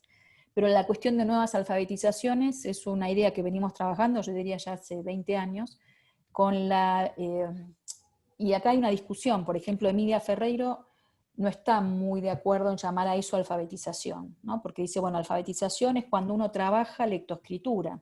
¿Y por qué decir alfabetización si uno trabaja imágenes? ¿Por qué someter las imágenes? Y yo entiendo el punto y estoy en parte de acuerdo, ¿no? ¿Por qué pensar las imágenes solamente con un lenguaje y con la forma del lenguaje verbal? Las imágenes no funcionan, no tienen una gramática como el lenguaje verbal, digo, funcionan diferente, ¿no? Ahora, para mí la ventaja que tiene pensarlas como alfabetizaciones es pensar con esta idea menos precisa y específica, que es de saberes básicos, ¿no? Y me parece a mí que hay que pensar más cuáles son los saberes básicos del siglo XXI o de esta época, ¿no? En un momento se pensaba, bueno, los saberes básicos son lectura, escritura, aritmética, matemática, ¿no? Bueno, ahora se está pensando, bueno, tienen que ser otros los saberes básicos, y yo creo que, por supuesto, lectura, escritura, aritmética siguen siendo muy importantes, pero yo sumaría la cuestión de lo digital, la cuestión de los medios, ¿no? Nada, me parece que esas son saberes básicos. Hoy se habla además de alfabetización científica, alfabetización ciudadana, un poco se usa la palabra casi como una metáfora, ¿no? Para decir estos saberes básicos, ¿no? Y entonces en ese marco entran estos cuerpos de saberes que hoy son mucho más relevantes que antes, ¿no? Y yo creo que, por ejemplo, ahí el estudio de los medios es importante, digamos, ¿no? Y yo ahí defiendo mucho la idea de medios digitales, no solamente tecnologías, ¿no? Medios digitales, la aproximación de medios digitales permite, por ejemplo, pensar esto de YouTube, ¿no? Es un algoritmo, pero además es una empresa que está ahí, que impone ciertos géneros, que propone ciertas formas de dirigirse a la audiencia. Todo eso tiene que ver con una línea de trabajo que se llama esto, estudios de medios o estudios mediáticos.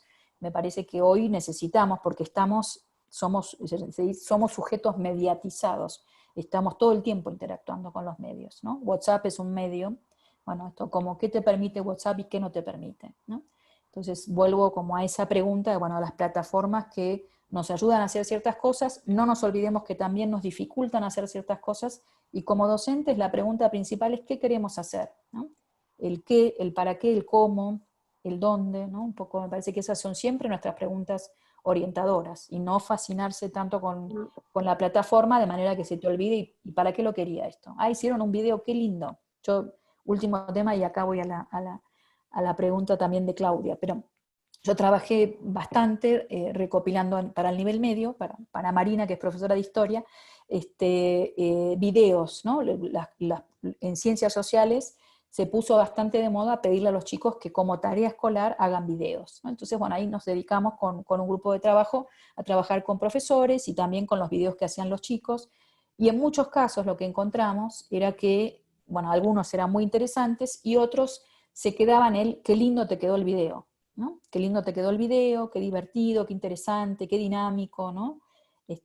De nuevo, con mucha fascinación, muchas veces porque como adultos mayores no sabemos manejar las tecnologías, no sabemos hacer un buen video, entonces que los chicos, los pibes lo hagan, es como, wow, qué bárbaro, qué buenísimo, pero muchas veces lo que veíamos ahí es que había un desplazamiento fuerte de un contenido disciplinario, que tenía muy poco que ver con historia, y esos videos que estaban muy bien desde el punto de vista audiovisual, o bastante bien desde el punto de vista audiovisual, desde el punto de vista del saber, del conocimiento histórico, eran muy pobres y tenían errores, y los profes no se los marcaban, porque estaban como fascinados con que ¿no? Habían hecho un video lindo, podemos decir. Entonces yo creo que no estoy criticando a esos profes, creo que hay una tensión ahí, y espero que esto quede claro, entre eso que la lógica de las plataformas y del entretenimiento y del ritmo, el género, de lo divertido, de lo impactante, y el conocimiento disciplinario, que es más pesado, que es más duro de transmitir, ¿no? Y que siempre nos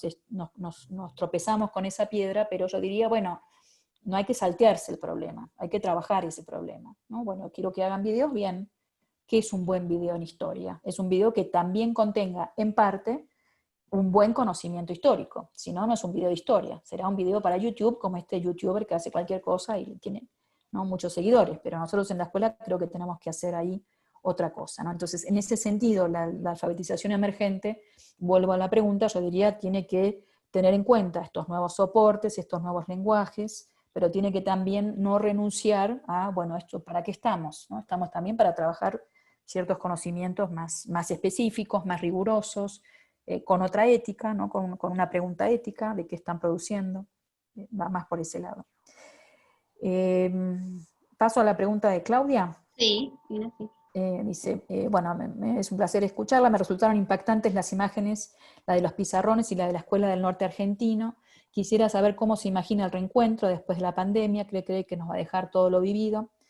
Bueno, algo de lo que decía, yo me imagino que va a ser muy, muy emotivo, ¿no? No sé, lo primero que puedo imaginarme es que es la emoción, y de hecho, yo, por ejemplo, ahora después de 6 meses volví a verme con mis tíos que viven acá y me puse a llorar, no sé, ¿no? Porque esto de volver a verte, aunque no nos pudimos abrazar, estábamos todos con tapabocas y etcétera, nada más el volver a vernos fue tremendamente emocionante. Me imagino el día que pueda volver a la escuela, los chicos a la escuela, yo a mi universidad, va a ser una enorme emoción, ¿no? Después creo que, bueno, que va a haber formas de reencuentro, ojalá que no, digamos, porque la vacuna no va a ser tan rápido, ya lo estamos aprendiendo, ojalá que podamos ir volviendo de distintas maneras, ¿no?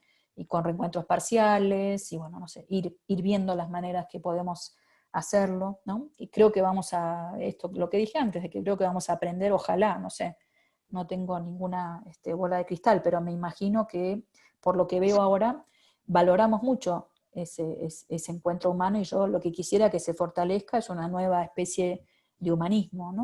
de más conciencia del planeta, de la fragilidad, de lo que necesitamos cuidarnos, ¿no? Yo estoy insistiendo mucho en una pedagogía del cuidado en muchos sentidos, ¿no? Aquí en México, por ejemplo, una discusión muy interesante que estamos teniendo es, bueno, cómo este cuidado de la pandemia podemos asociarlo al cuidado de la vida con el tema narcotráfico, y bueno, trabajar con los chicos también el no a la violencia, ¿no? Como alguna posición ética más clara, que la vida vale la pena, que la vida hay que cuidarla. También una idea de conciencia planetaria, de que este planeta tiene recursos finitos, que nos lo estamos acabando, que dentro de 2 generaciones van a tener una vida mucho peor que la nuestra, por nuestra culpa. Entonces creo que esto hay que también ser muy responsables y incentivar esto, ¿no? No sé, esta de nuevo es mi expresión de deseos, ¿no? Mi cartita a Papá Noel, a ver si me hace caso, pero ojalá, no sé, creo que hay que trabajar para esto, más allá de los buenos deseos, creo que tenemos que trabajar para esto, ¿no? Y que como educadores tenemos ahí un espacio de trabajo importante. Sigo con el comentario de Analía. Analía, sí, hizo una pregunta en relación a la evaluación, digamos. ¿Qué evaluar en este contexto de pandemia, ¿no? Hay una gran preocupación que es tema de debate, ¿no? Después Marina también apunta sobre esa cuestión. Yo lo que veo muy difícil hoy es calificar. Me parece a mí que si separamos evaluación de calificación, me parece que las cosas pueden estar mejor. Me parece muy difícil calificar porque tenemos tanta desigualdad, tanta dificultad, ¿no? Que al final lo que vamos a estar calificando es que si tuvieron o no una familia que pudo apoyarlos a mano, si tuvieron o no una computadora o datos para conectarse, y eso creo que es algo que no tiene que pasar, ¿no? Me parece que ahí la escuela sería muy expulsiva. Creo que sí tenemos que hacer devoluciones, sí tenemos que hacer retroalimentaciones, ¿no? Y por ejemplo me contaban en algunos casos, mi sobrino va a la escuela en Ciudad de Buenos Aires, le devolvieron en una escuela pública, bueno, la devolución que vino de los maestros fue muy linda y para él fue muy importante, esto de que le devolvieron con nombres, ¿no? Diciéndole, bueno, hiciste esto, te vimos así, te recomendamos tal cosa, ¿no? Esto hay una palabra que usan los psicoanalistas que a mí me gusta, que es esta de designación, esto es para vos, ¿no? Como designar algo de la cultura o algo de esa mirada adulta, esto es para vos, yo te veo así y creo que tenés que hacer tal cosa o tenés que hacer tal otra, o te recomiendo que leas este libro, te recomiendo que veas esta película, veo que esto te interesa. Bueno, me parece que la retroalimentación tiene que ir por ese lado, más de la designación, de cómo les damos un lugar a los chicos, los reconocemos, ¿no? Y si no están pudiendo, bueno, ver cómo los ayudamos para que puedan más, ver qué necesitamos hacer, no sé, yo creo que es un momento de activar todos los recursos que tenemos en el sistema, ¿no? Si tenemos acompañantes pedagógicos, si tenemos, no sé, bueno, ustedes están en el instituto, pueden organizar también más prácticas, pensarlo como casos clínicos, bueno, cómo trabajamos con los chicos que no están pudiendo, cómo nos ponemos a pensar, digo, yo no es que tenga, de nuevo no tengo ninguna receta, pero nos ponemos a pensar juntos, creo que entre todos vamos a sacar algunas ideas, ¿no? Y que hay que probar esas ideas, y que además también si mostramos que nos importa, que queremos que estén ahí, también las cosas van a funcionar mejor. Entonces, para mí hay que pensar la evaluación más por este lado, ¿no? Esto no más presión, no estrés, ¿no? Sino de pensarlo, bueno, como esto de sostener la escuela, y en este sentido de que la escuela es un espacio donde uno valida lo que aprende, no para que te digan, hiciste mal y te echo, ¿no? Sino para que, bueno, para que puedas aprender mejor, ¿no? Creo que ese tiene que ser el espíritu, para que puedas aprender más, para que puedas sacarle más provecho a esto, ¿no? Para que puedas estar mejor. Bueno, y ahí está Gustavo. Gustavo te quería hacer una pregunta, Inés. Sí. Gustavo, te cedemos la palabra.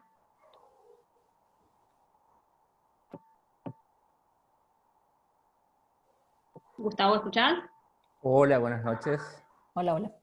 Buenas noches a todos y bueno, ya que de todo lo que ustedes puso, buenísimo todo, espectacular, pero le quiero preguntar algo referido a esa imagen que usted puso sobre el nenito en el medio del campo. Yo particularmente vivo en una zona rural y tengo muchos problemas de conexión, ¿sí? Por ahí los docentes que me conocen saben. Soy estudiante de historia, antes que nada le quiero comentar eso, ¿sí? Y la cuestión era, ¿qué hacemos porque acá estamos hablando de cómo evaluar y de los trabajos y de las aplicaciones que se pueden utilizar a través de las redes sociales o las diversas otras herramientas que existen en la actualidad? ¿Qué hacemos con los que ya sea por saturación, por estos 6 meses y lo que va yendo del ciclo escolar, o por problemas de conectividad o de que no cuentan con las herramientas tecnológicas, con un celular o con una computadora en su hogar? ¿Qué hacemos como docentes para poder llegar a esos que están excluidos del sistema? No sé si me explico a lo que quiero llegar. O sea, como docentes, ¿qué podemos hacer con esos que quedaron excluidos del sistema? Porque si hablamos de inclusión y de llegar a todo el mundo, esa gente que está ahí, que sobre todo son la gente de que cuenta con menos recursos, entonces, ¿qué hacer con eso? A mí sumamente me preocupa siempre ese lado, ¿no? Yo estoy en Vivo, me crié y estoy actualmente en el entorno rural, y bueno, y veo la realidad del medio donde vivo, que no es tan perfecto, y bueno, y la gente están fuera, hoy en la actualidad están fuera del sistema, bueno, y esa preocupación, ¿no? De cómo hacer para poder rescatarlos. Bueno, ahí yo casi que te devolvería la pregunta, pero sería como mal educada, pero me parece que vos podés tener mejores soluciones que yo. A mí se me ocurre, quizás, no sé, conozco algunas experiencias en provincia de Buenos Aires, no sé si son replicables o no, de dejar libros en las tranqueras, de organizar un sistema de ir a, digamos esto, como de comunicación a través de tranqueras cada 15 días, ¿no? Bueno, ahí, de nuevo digo, hay que movilizar recursos, todos los que tengamos, ¿no? Bueno, esto como... si yo fuera ministra, no lo soy, ni quiero serlo, y sería muy mala ministra, pero pensaría en cómo juntar, si tengo un montón de acompañantes pedagógicos o tengo un montón de computadoras que no se están usando, bueno, ¿por qué no ponerlas en esas casas? ¿Por qué no pensar redistribuir tareas en este contexto? Bueno, en un momento en que estamos todos confinados no nos podemos mover, es un problema, ¿no? Pero quizás es una de las tareas que habría que lograr que se autorice, la de distribuir materiales educativos y poder ir a buscarlas. Esto que te digo, salvando las distancias que hacen en la escuela de mi hija, de cada 4 semanas se llevan los cuadernos, se quedan una semana en la escuela, los devuelven a la semana. Digo, es una escuela privada, de clase media, etcétera, urbana, ¿no? Es otra situación y por supuesto que sé de lo que estás hablando, ¿no? Lo conozco, pero me parece a mí que hay que buscar el modo, no sé, ¿no? Si puede ser por la radio, ¿no? También acá, por ejemplo, en México, una experiencia que hicieron que me gustó mucho, en pueblos mayas, en pueblos de Yucatán, de la península de Yucatán, que hay mucha gente que es maya hablante, mucho antes que español hablante, ¿no? Entonces armaron programas de alfabetización, una chica que estudió con nosotros, con Emilia Ferreiro, y ella armó programas de alfabetización por radio, y está buenísimo porque era la idea, no se puede alfabetizar por radio, ¿no? Claro que sí, ¿no? Entonces era como, bueno, empezar a leer en la radio, ¿no? Leer y después dejarles los impresos en algún lugar de la aldea y que los chicos los vayan a buscar y después con orientaciones también para las mamás, para los papás. Digo, es un programa que hay que ponerle cabeza, que hay que tener algunos recursos, por supuesto, pero no necesariamente son programas demasiado caros, ¿no? Y creo que todas las provincias, mal que mal, tienen algunos recursos que hay que tratar de ver cómo reorientar. Bueno, pienso ustedes, son un instituto de formación docente, ¿por qué no tomar este problema y decir, bueno, ¿y qué se puede hacer? ¿No? Incluso yo diría, estaría, no sé, digo, las materias de residencia, de prácticas, ¿no? Bueno, que no sé, ponerlas todas a trabajar, bueno, ¿qué hacemos? Me va a querer matar Victoria, pero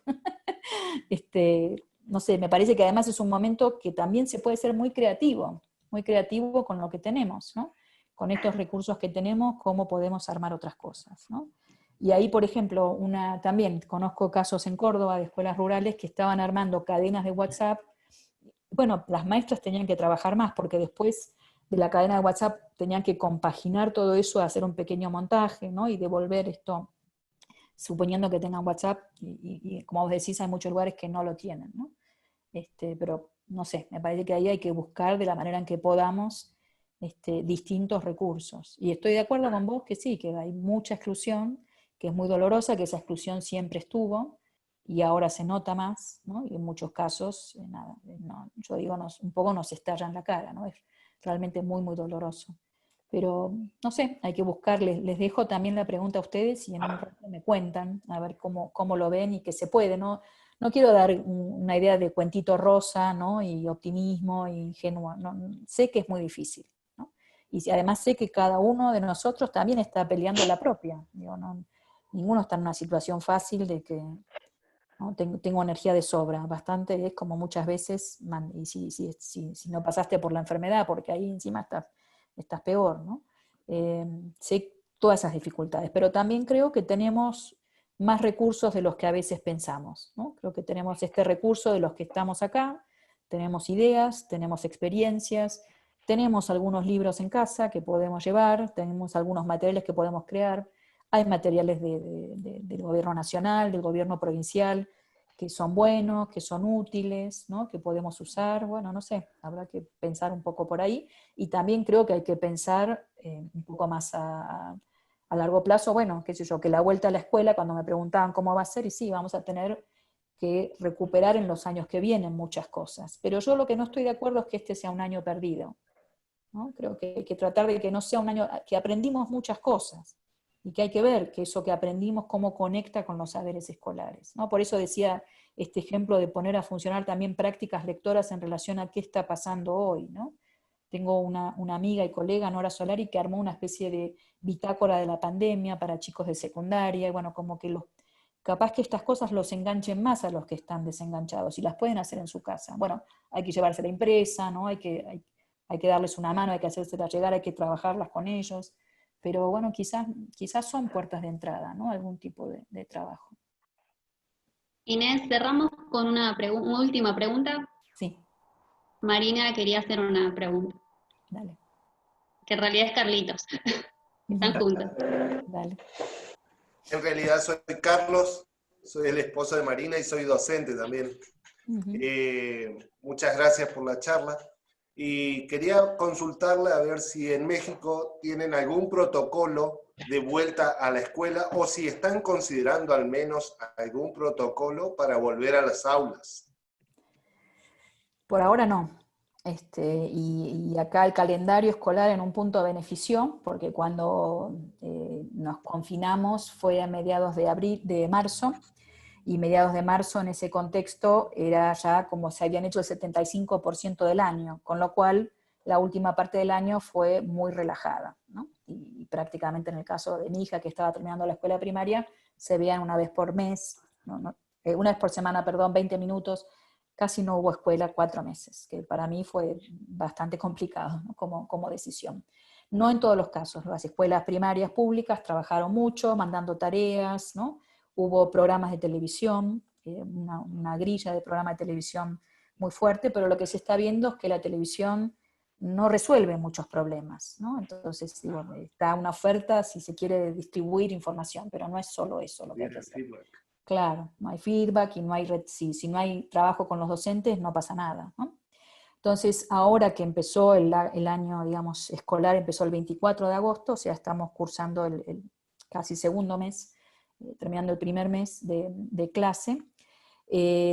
Pasa lo mismo que en Argentina, se ve que, por lo menos acá se dice hasta abril no van a volver las clases, o sea, va a ser prácticamente todo el año calendario de nuevo confinados, todos los niveles están en línea, todos, primaria, inicial, secundario, universidad, y nada, y pasa lo mismo, se calcula un porcentaje parecido, cerca de un 20% de desconexión total.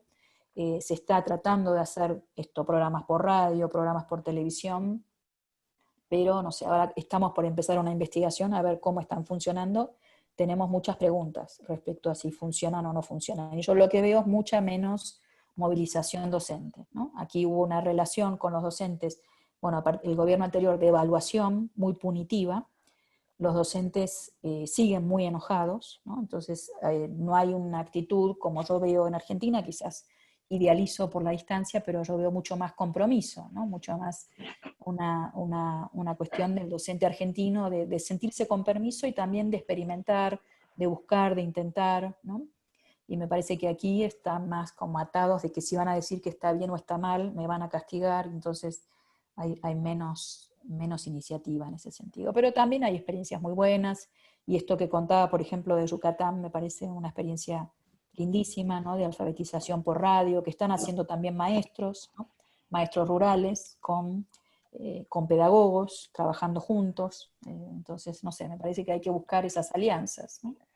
Y vuelvo a esta idea, tenemos más recursos de los que pensamos. Y vuelvo también a esta pregunta que le hicieron a Victoria, ¿cómo la conseguiste? Bueno, yo creo que si nos buscan, muchas de nosotros, de nosotros, estamos muy dispuestos a ir pensando con ustedes qué hacemos, ¿no? Y pensar juntos un poco y sostener la escuela es lo que nos toca hoy, ¿no? Creo que a todos nos toca sostener la escuela, como podamos, lo mejor que podamos, pensando, como dice Gustavo, que, bueno, ¿qué hacemos con lo que no estamos llegando? Gustavo, ahí te dejo el desafío de que si piensan algo, después me lo mandes, y si hay experiencias, bueno, que las armen, que las piensen, nada, que pidan recursos. Digo, acá, por ejemplo, se armó algo que estuvo bien, a mí no me gusta mucho la filantropía, pero un montón de empresas las obligaron a donar computadoras, bueno, entonces las computadoras que vayan a las familias de los chicos que no tienen plata. Bueno, a mí me parece que sí, hay un montón de recursos que no se está usando. Usémoslo, tiene que estar ahí. Lo más importante ahora es trabajar con los chicos y que los chicos lo tengan, ¿no? Así que hagamos algo de eso. Inés, creo que esta experiencia que estamos teniendo ahora es un ejemplo de sostener la escuela, ¿no? Creo que es fundamental brindarles esta oportunidad a los chicos, tenerte con nosotros, que la verdad es que es un privilegio enorme que hayas tenido esa distinción con nosotros, y estamos orgullosos, no solamente el equipo docente, los estudiantes también, así que te agradezco muchísimo. De esta manera cerramos el espacio de intercambio y le cedo la palabra a Gastón, el coordinador. Bueno, muchas gracias a ustedes. Bueno, Inés, simplemente para agradecer en nombre de toda la comunidad educativa del instituto, la verdad que, como dijo Lucía, estamos muy orgullosos, y la verdad que sin ninguna condición nos diste esta charla hermosa que se prendieron tanto docentes como alumnos, y bueno, creo que va a ser difícil superar esta jornada en el instituto, y bueno, agradecido eternamente. No, Todo muchísimas el gracias a instituto. ustedes y al revés. Y eso, y también estoy disponible con los límites que uno tiene, porque esto, como todos, estamos ahora bastante desbordados de trabajo, pero con muchísimo gusto seguimos pensando, y si siguen pensando cosas y necesitan, también ahí podemos armar las redes de apoyo con muchas otras colegas mías que estoy segura que van a querer apoyarlos. Así que los ponemos en marcha. Bueno, mucha suerte, mucha fuerza, más que suerte, mucha fuerza, mucha energía creadora. Pónganse también a crear, a inventar, es un buen momento para eso. Las recetas viejas ya las conocemos, tratemos de probar algunas cosas nuevas a ver si nos salen mejor. Y algunas viejas también hay que seguir haciéndolas, no digo que no. Sí, no todo hay que desechar, hay Así que es, tal vez por ayornarlo un supuesto. poquito, pero sí. Eso, por supuesto. Gracias, Inés, ha sido un gusto, un placer Muchas gracias. poder dar esto al grupo, no solo de docentes, sino sobre todo a nuestros estudiantes, que a esta altura uno ya piensa en más en ellos, en que se están formando, son ellos los que van a la práctica, son ellos los que van a quedar, digamos, en esta escuela nueva que se viene. Bueno, Así que me muchas alegro gracias. mucho. Un abrazo grande. Chau, Un chau. abrazo. Hasta Chau, luego. chau. Inés, gracias. Chau. Bien, Gastón. Bien, por Dios, 1 hora y media pasaba.